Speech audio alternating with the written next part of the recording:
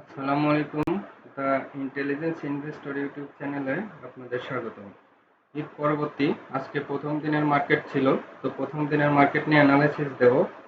এর মধ্যে আজকে ডিএসসি ইন্ডেক্সের মূল ইন্ডেক্সে 36.76, মানে ক্লোজ টু 37 পয়েন্ট বেড়েছে।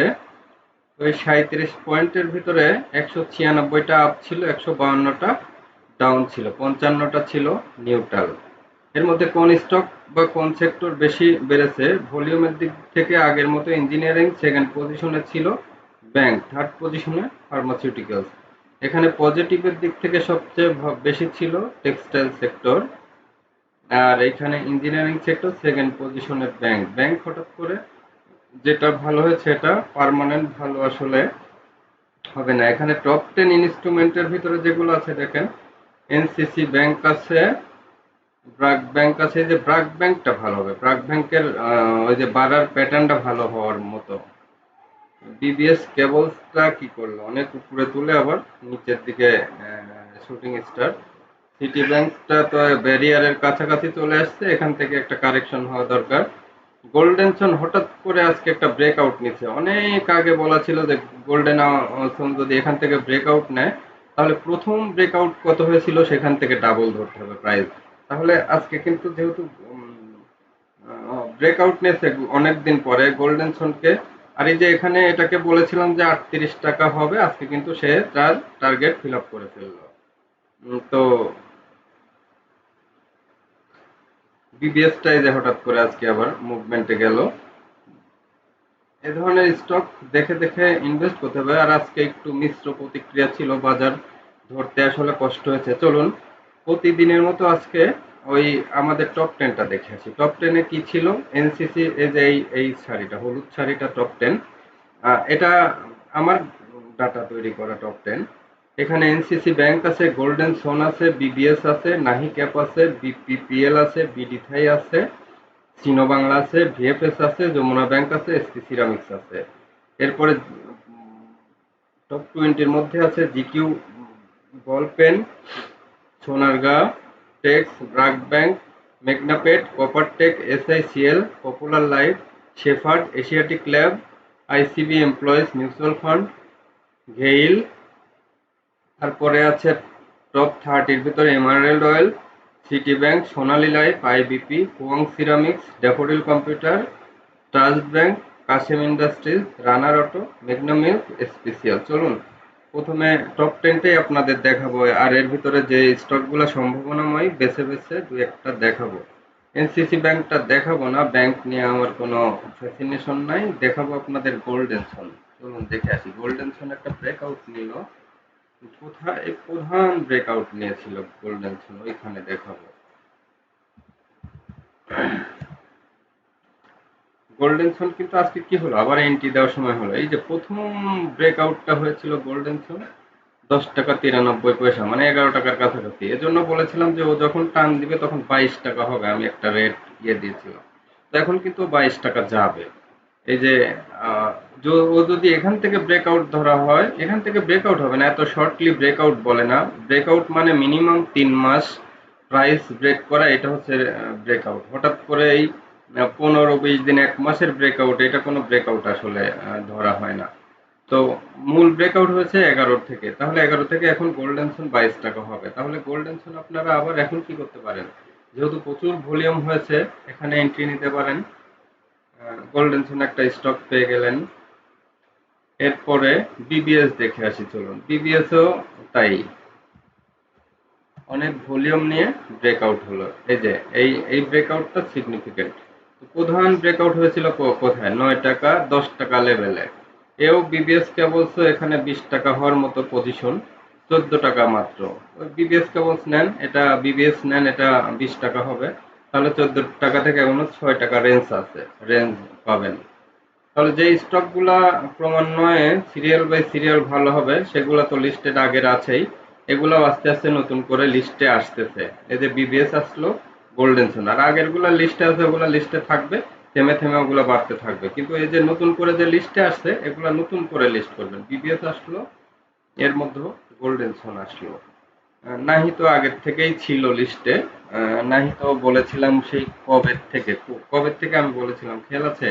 আমি বলেছিলাম এই যে এই লেভেলটা থেকে যখন এই যে এইটা ব্রেকআউট হয় 29, তখন বলেছিলাম যে এটা 38 হবে। তো এই যে 38 হয়ে গেছে। 29 থেকে 38 কয় টাকা গ্যাপ পাইলেন? 9 টাকা পাইলেন। কয়দিনে? 1 2 3 দিনে গ্যাপ পাইলেন। সেই যে শর্ট গ্যাপগুলো মার্কেটে নিতে হবে। দেখেন ভলিউমের অবস্থা টানা 4 দিন ভালো, কিন্তু থামবে না। দেখবেন যে একটা স্লো দিয়ে আবার গ্রিন হবে। ওই নাহিতে ঢোকা যায়। নাহি এখনো আমার মনে হচ্ছে যে ও প্লে করবে। তাহলে 3টা স্টক সিলেকশনে রাখেন। কিনবেন অল্প করে, প্রতিনিয়ত অ্যাক্টিভ থাকবেন। একটা দুইটা 100 200 করে কিনে হলেও এগুলা স্টকে থাকবেন এবং নিজের ট্রেডটাকে এনজয় করবেন এবং মার্কেটের সাথে অ্যাডপশন করবেন। এই যে কন্টিনিউশন প্যাটার্ন, বিপিপিএল কিন্তু কন্টিনিউশন প্যাটার্নে চলে গেছে। কি হলো? 2টা কারেকশন দিয়ে একটা বড় গ্রিন ক্যান্ডেল।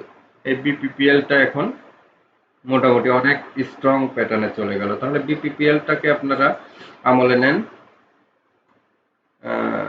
ঠিক আছে। এরপরে বিপিপিএল এর পরে বিডিথাই দেখে আসি, চলুন।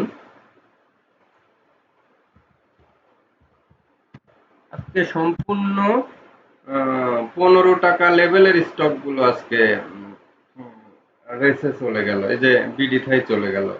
তাহলে গেল কোনটা? গোল্ডেন সোন, বিবিএস কেবলস, বিপিপিএল এবং বিডিথাই। এই ধরনের শেয়ারগুলো আজকে 14 টাকার 15, সবগুলাই 14 টাকা লেভেলের স্টক। দেখেন আজকে ভলিউম করেছে।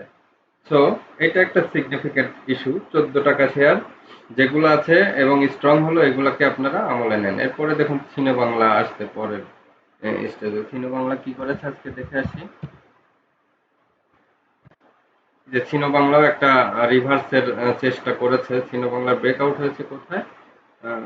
52-তে। এখনো কোনো কন্টিনিউশন আসে নাই, তো সিনো বাংলাকে কন্টিনিউশনে নেওয়ার দরকার নেই।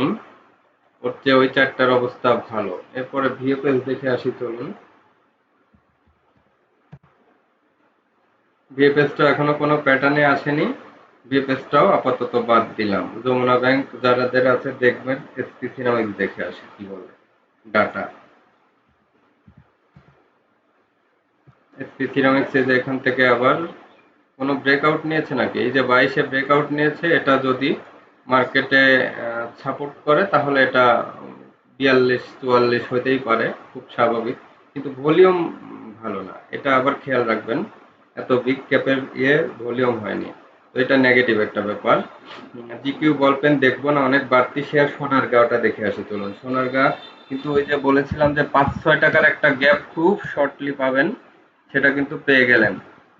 এই যে বলেছিলাম, কোথা থেকে আমি বলেছিলাম খেয়াল আছে? আমি বলেছিলাম যে এই এই যে 41 লেভেলে, এখানে যখন এই যে এই ব্রেকআউটটা এই ক্যান্ডেলের দিন আমি বলেছিলাম যে এখান থেকে এই যে এই পর্যন্ত 46, এই 5 টাকার গ্যাপটা খুব দ্রুত পাবেন। 1 2 3 4 5 6 7, 7 দিনে 5 টাকার গ্যাপ তো পাইলেন অলরেডি। 8 টাকার একটা গ্যাপ 7 দিনে পেয়ে গেলেন। তো এই যে আমি যে 5-7 টাকার একটা গ্যাপ চোখে ধরায় দেই, এগুলো যদি ট্রেড নিয়ে নিয়ে প্রফিট নিতে পারেন তাহলে কিন্তু হয়ে যায়। এই 5-7 টাকার গ্যাপই প্রায় অনেকগুলো স্টক বলেছি। নাভানা ফার্মা বলেছিলাম, আপনাকে কেডিএস বলেছিলাম, এর মধ্যে সোনারগাঁ বললাম, তারপরে ইতিমধ্যে লিগেসি বলেছি যে গ্যাপ একটা দিবে।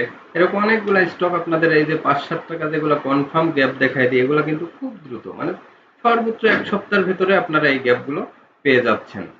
তো সবসময় 1 সপ্তাহে পাবেন ব্যাপারগুলো এমন না, কিছু সময় মিস হতে পারে, কিন্তু 80% যদি মিলে যায় সেক্ষেত্রে আপনারা 80% প্রফিট ঘরে তোলেন, 20% উঠলো না, লস তো আর যাবে না।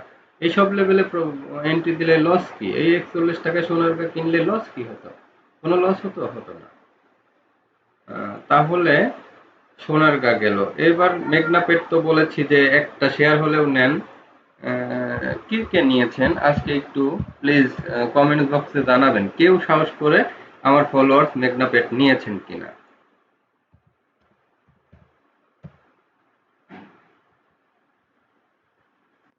এই যে আবার কন্টিনিউশন প্যাটার্ন। আমি এটাই বলেছিলাম যে একদিন শুধু রেড দিয়েছে, ও আবার বড় একটা গ্রিন ক্যান্ডেল দিলে নেক্সট ডেতে ও আবার উপরে যাবে। তাই করেছে, হোল্ডেড করে আবার উপরে গেছে। ও 90 টাকা যাবেই। মানে এখান থেকে ব্রেকআউট নিয়েছে, ব্রেকআউট থেকে ডাবল হয়েছে, ডাবল থেকে এখন 3 গুণ। 3 গুণ হলে কত? 30 টাকা ব্রেকআউট নিয়েছিল, 60 টাকা হয়েছে, এখন 90 টাকা হবে, এবং 15 টাকা গ্যাপ হবে আপনার সর্বোচ্চ 2 দিন 5 দিনের মধ্যে। এই গ্যাপগুলো নিতে হবে। তো মার্কেটে থাকতে গেলে, প্রফিট নিতে হলে এই গ্যাপগুলো আপনাকে নিতে হবে। কপারটেক, SICL, এশিয়াটিক ল্যাব, ভেইল, এ কটা দেখবো চলুন।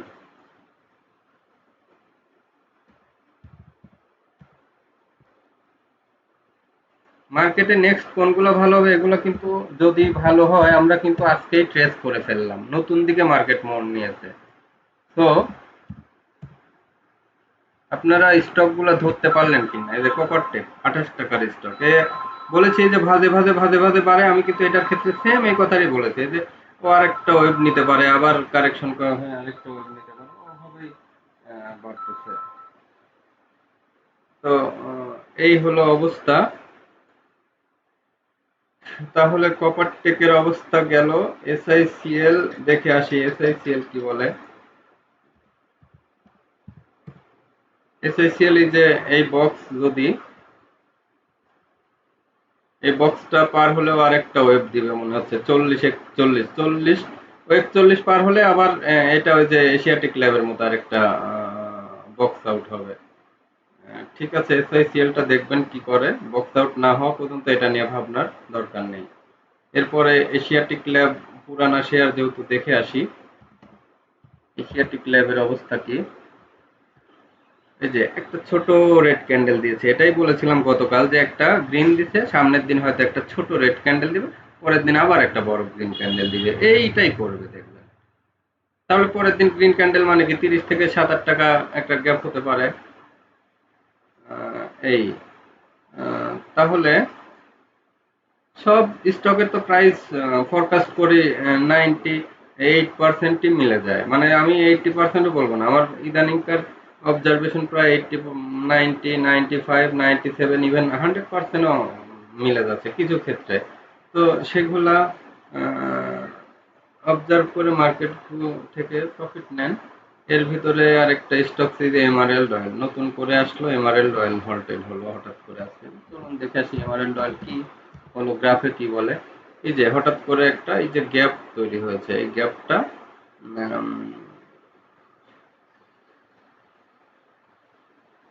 তৈরি করে এখানে পজিটিভ ট্রেন্ডে গেছে ও, আবার এখান থেকে তাহলে ব্রেকআউট নিল কোথায়, ব্রেকআউট নিয়েছে 18 টাকায়, তাহলে ও আবার 36 টাকা হতে পারে।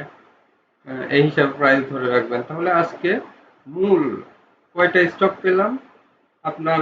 আজকে পাওয়া গেল বিবিএস, পাওয়া গেল গোল্ডেন সান, পাওয়া গেল বিডি5, পাওয়া গেল বিপিপিএল, পাওয়া গেল। এই চারটা মেন স্টক ধরে রাখবেন। এরপরে মেঘনাপেট তো ওই যে ওখানে এখনো 15 টাকার গ্যাপ পাবেন। এদিকে কালকেই দেখবেন যে এশিয়াটিক ল্যাব ঘুরে যাবে, টেকনোডাগও দেখবেন কালকেই ঘুরে যাবে। টেকনোডাগ যেহেতু আজকে স্লো ছিল, টেকনোডাগটা দেখে আসি চলুন।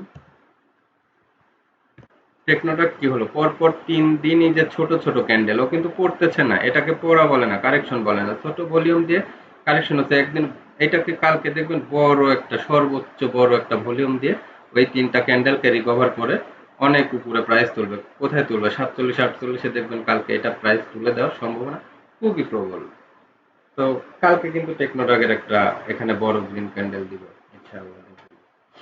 তাহলে আজকে এ পর্যন্তই। সবাই ভালো থাকবেন, শুভকামনা থাকলো। আর ভিডিওটা পুরো আপনারা দেখবেন, লাইক কমেন্ট শেয়ার করে সাথে থাকবেন। আর যারা এখনো সাবস্ক্রাইব করেননি অবশ্যই চ্যানেলটি সাবস্ক্রাইব করে অল বেল আইকনটি বাজিয়ে দেবেন, তাহলে ভিডিওটি আপনাদের সামনে চলে যাবে। আর প্রত্যেকটা ভিডিওর প্রতিটা সেকেন্ড, প্রতিটা মিনিট দেখলে আপনারা প্রতিটা স্টক সম্পর্কে ধারণা নিতে পারবেন। আদারওয়াইজ ওই যে মাঝে মাঝে দেখে কিন্তু কাজ হবে না কোনো, আপনারাও বুঝতে পারবেন না, সিদ্ধান্তও নিতে পারবেন না। জাস্ট 10, 15, 20 মিনিট, 16, 17 মিনিট মার্কেটের এত অ্যানালাইসিস সেই ভিডিওটা দেখেন, পুরো মার্কেটের ওভারভিউ এবং ড্রিম স্টকগুলা যেগুলো সবচেয়ে শর্ট আউট করে ভালো করবে সেই স্টকগুলো নিয়ে এখানে ভিডিও করা হয়। ঠিক আছে, সবাই ভালো থাকবেন, আল্লাহ হাফেজ।